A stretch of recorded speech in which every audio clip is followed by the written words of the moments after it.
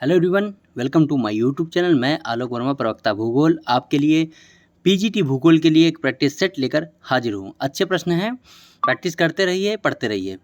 पहला प्रश्न देखते हैं, निम्नलिखित कथनों में से कौन सा से कथन सत्य है। दो कथन है, इनमें कौन सही है कौन गलत है हमें देखना है।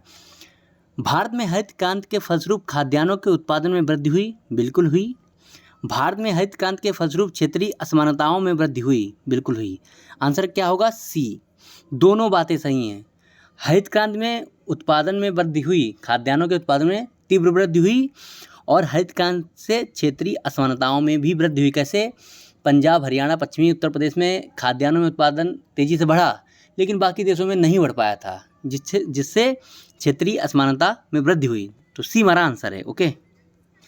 दूसरा प्रश्न, निम्न में से किस महासागर में डीगो गार्सिया नामक एक द्वीप है? किस महासागर में डीगो गार्सिया नामक एक द्वीप है? ऑप्शन आपके समक्ष है। आंसर क्या होगा? बहुत अच्छा प्रश्न है, कई बार आ चुका है। आंसर है डी, हिंद महासागर। हिंद महासागर में डीगो गार्सिया नामक एक द्वीप है। ओके। तीसरा प्रश्न, निम्नलिखित में से किस द्वीप को सीप द्वीप कहा जाता है? निम्नलिखित में से किस द्वीप को सीप द्वीप कहा जाता है? यह प्रश्न पीछे में एक बार आ चुका है, तो इसका आंसर क्या होगा? ऑप्शन आपके समक्ष है, डी, फैरो द्वीप। फैरो द्वीप ये आइसलैंड के आसपास पड़ता है, मिलता है आपको फैरो द्वीप, इसे सीप द्वीप कहा जाता है। ठीक है। चौथा प्रश्न देखते हैं। चौथा प्रश्न, निम्नलिखित में से कौन सही सुमेलित नहीं है? एक सही मैच नहीं है, इसे हमें पकड़ना है। देखिए, बहुत अच्छा प्रश्न है ये भी। कॉफ़ी बोर्ड बेंगलुरु में है, रबड़ बोर्ड कोच्चि में नहीं है, चाय बोर्ड कोलकाता में है, तंबाकू बोर्ड गुंटूर में है। आंसर क्या है हमारा? बी, रबड़ बोर्ड कोच्चि में नहीं है। रबड़ बोर्ड केरल में ही है, लेकिन कोच्चि में नहीं है। कहाँ पे है? कोट्टम या कोट्टायम में है। ठीक है, कोट्टायम में है। बी हमारा आंसर है। पांचवा प्रश्न, गोबी मरुस्थल के संबंध में कौन सा से कथन सत्य है? गोबी एक मरुस्थल है, आप लोग जानते होंगे, लेकिन उसके बारे में दो स्टेटमेंट दिए गए हैं, उन पे आपको विचार करना है। पहला, यह एक शीत मरुस्थल है, बिल्कुल सही है। इसका विस्तार केवल मंगोलिया तक है, बिल्कुल गलत। केवल एक, आंसर हमारा है ए। गोबी का मरुस्थल मंगोलिया और चीन तक फैला है। मंगोलिया और चीन दो देशों में फैला है, और यह एक शीत मरुस्थल है। यहाँ पर दो कुबड़ वाले ऊंट भी पाए जाते हैं। केवल एक सही था, इसलिए ए हमारा आंसर है। ओके। निम्नलिखित में से कौन एक जैव जनित सागरी अवसाद है? जैव जनित सागरी अवसाद, बहुत अच्छा प्रश्न है। जैव जनित सागरी अवसादों को अगर बांटेंगे दो भागों में, तो एक चूना प्रधान, ठीक है, एक चूना प्रधान और एक सिलिका प्रधान, दो भाग करेंगे। सिलिका प्रधान, ठीक है। चूना प्रधान की जब बात करेंगे तो इसमें आएगा टेरापोड और ग्लोबिजेरेना, टेरापोड और ग्लोबिजेरेना। सिलिका प्रधान की जब बात करेंगे तो इसमें आएगा डायटम, ठीक है, और रेडियोलेरियन ऊज। तो यहाँ पर जैव जनित सागरी अवसाद है डायटम ऊज, सी हमारा आंसर है। ओके। सातवां, निम्नलिखित में से कौन सही सुमेलित नहीं है? एक तरफ जलप्रपात है, दूसरी तरफ नदी। शिव समुद्रम जलप्रपात कावेरी नदी पर है, बिल्कुल सही। चूलिया जलप्रपात चंबल नदी पर है, बिल्कुल सही। जोग जलप्रपात कृष्णा नदी पर नहीं है। धुआंधार जलप्रपात नर्मदा नदी पर है, बिल्कुल सही।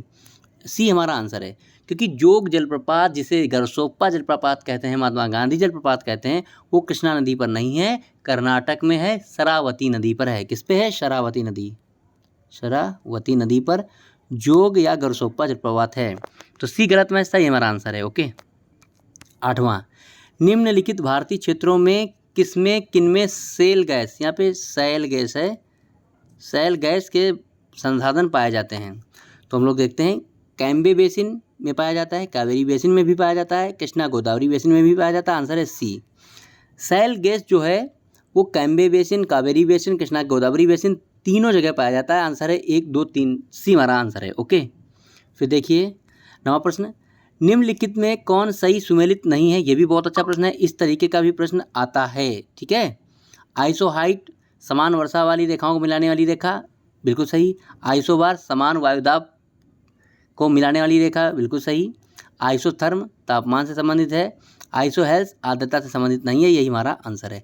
आइसोहेल्स समान सूर्य तप को मिलाने वाली रेखाएं हैं। ठीक, तो यहाँ पे डी हमारा आंसर है।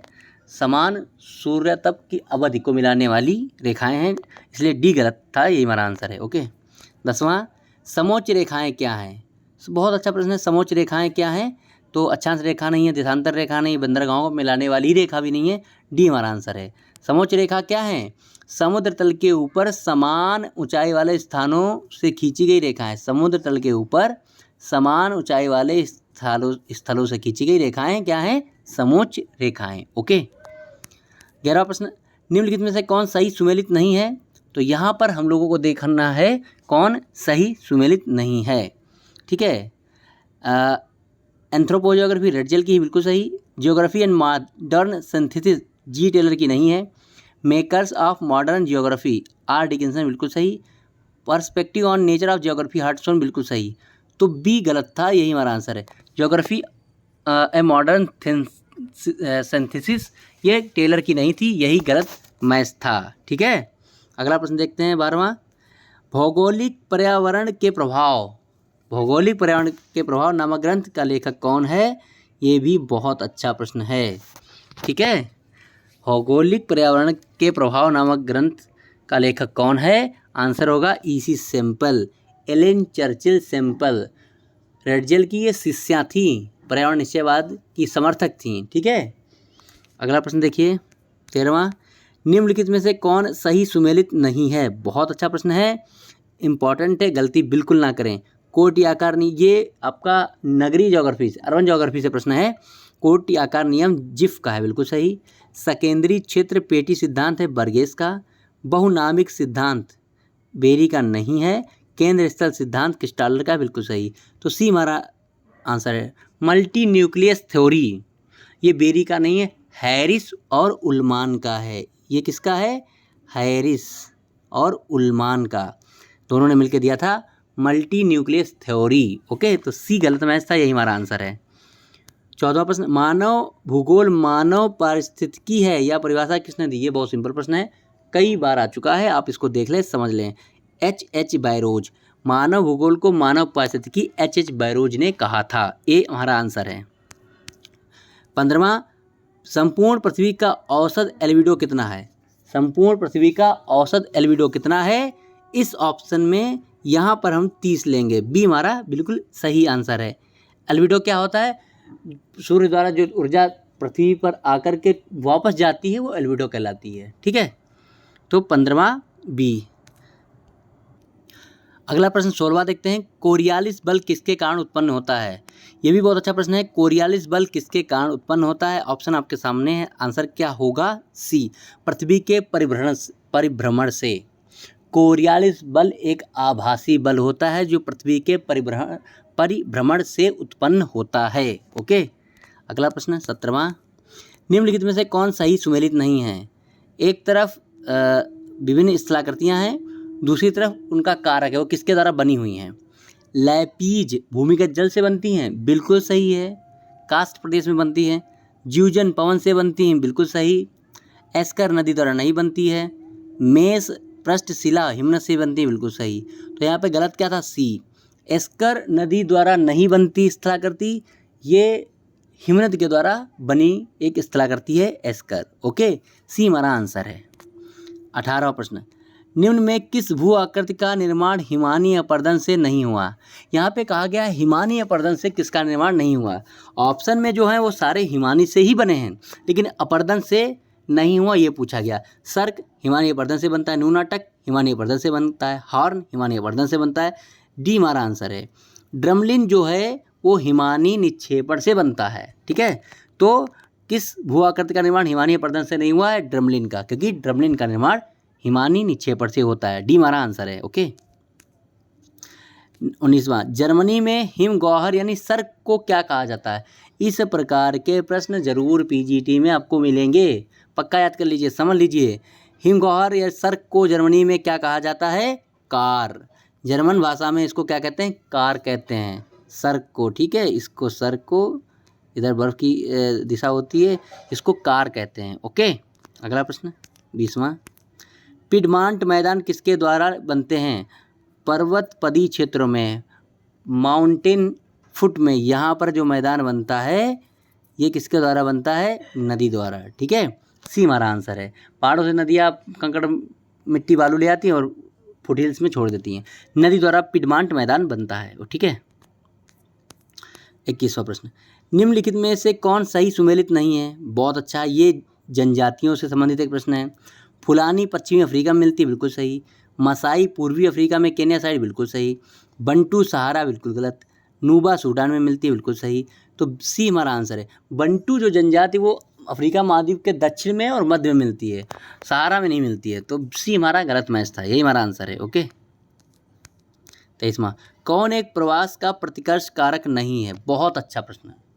आपको पता है जनसंख्या परिवर्तन को प्रभावित करने वाले 3 कारक हैं, क्या? जन्म दर, मृत्यु दर और प्रवास। इन तीनों के कारण ही जनसंख्या में परिवर्तन होता है।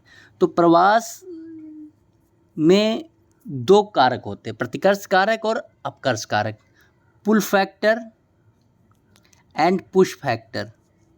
पुश क्या करता है? आपको पुश करता है, भगाता है, यहाँ से हटाता है। पुल फैक्टर आपको खींचता है अपनी तरफ, ठीक है। यहाँ पर कहा गया कौन एक प्रतिकर्ष कारक नहीं है, कौन एक पुश फैक्टर नहीं है। तो बेरोजगारी एक पुश फैक्टर है जो आपको भगाएगी अपने घर से, हटाएगी कि जाओ अच्छी रोजगार वाली जगह पे जाओ। दंगा उपद्रव भी आपको पुश करेगा। उच्च रहन सहन इसका आंसर है। आपदा भी आपको पुश करेगी कि यहाँ से जाइए। तो प्रतिकर्ष कारक नहीं है उच्च रहन सहन, ये अपकर्ष कारक है जो आपको पुल करता है, ठीक है। उच्च रहन सहन एक अपकर्ष कारक है जो आपको पुल करता है, पुश फैक्टर नहीं है, पुल फैक्टर है। सी हमारा आंसर है, ओके। 23वां प्रश्न, ये बहुत अच्छा प्रश्न है, इसको समझ लीजिए, देख लीजिए। जननांकिकी संक्रमण सिद्धांत के संबंध में कौन सा कथन सही नहीं है? एक कथन इसमें गलत है, जननांकिकी संक्रमण सिद्धांत के संबंध में। इस सिद्धांत को अमेरिकी जनसंख्याविद थॉमस ने 1929 में विकसित किया था, बिल्कुल सही है, याद कर लीजिए। फ्रैंक डब्ल्यू नोटेस्टीन ने इसे औपचारिक रूप दिया, ये भी बिल्कुल सही है। यानी थॉमसन और नोटेस्टीन का इसमें योगदान था, ये भी याद आप कर लीजिए। इस सिद्धांत की प्रथम अवस्था में उच्च मृत्यु दर और निम्न जन्म दर होती है, ये बात गलत है। इस सिद्धांत के तृतीय अवस्था में विकसित देश आते हैं, बिल्कुल सही। तो गलत क्या है? सी हमारा आंसर है। जननांकिकी संक्रमण सिद्धांत की प्रथम अवस्था में उच्च जन्म दर और उच्च मृत्यु दर होती है। जन्म दर मृत्यु दर दोनों उच्च होती हैं प्रथम अवस्था में।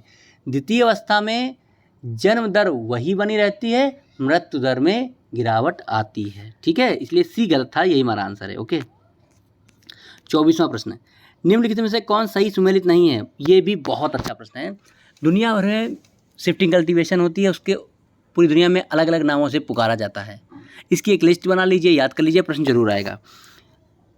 मैक्सिको में मिल्पा कहा जाता है स्थानांतरित कृषि को, बिल्कुल सही। रोका ब्राज़ील में कहा जाता है, बिल्कुल सही। टाबी इंडोनेशिया में नहीं कहा जाता है। नगाशु सूडान में कहा जाता है, बिल्कुल सही। स्थानांतरित कृषि को टाबी कहा जाता है मेडागास्कर में, इसलिए ये गलत मैच है, यही हमारा आंसर है। टाबी मेडागास्कर में कहा जाता है। मेडागास्कर एक देश है, द्वीपीय देश है जो अफ्रीका महाद्वीप में पड़ता है, ओके। अंतिम प्रश्न देखते हैं, प्रतिमान पैराडाइम की अवधारणा का प्रतिपादन किसने किया? भूगोल में ये बहुत इंपॉर्टेंट है। प्रतिमान या पैराडाइम की अवधारणा का प्रतिपादन किसने किया? आंसर है कून लिख के आता है, कून, ये आप याद कर लीजिए, डी हमारा आंसर है। बहुत बार ये प्रश्न आ चुका है नेट वगैरह में, याद कर लीजिए, प्रतिमान की अवधारणा का प्रतिपादन किया कून ने। धन्यवाद, मस्त रहें, पढ़ते रहें और मेहनत करते रहें, आपका सिलेक्शन जरूर होगा। मेरी शुभकामनाएं हैं आपको।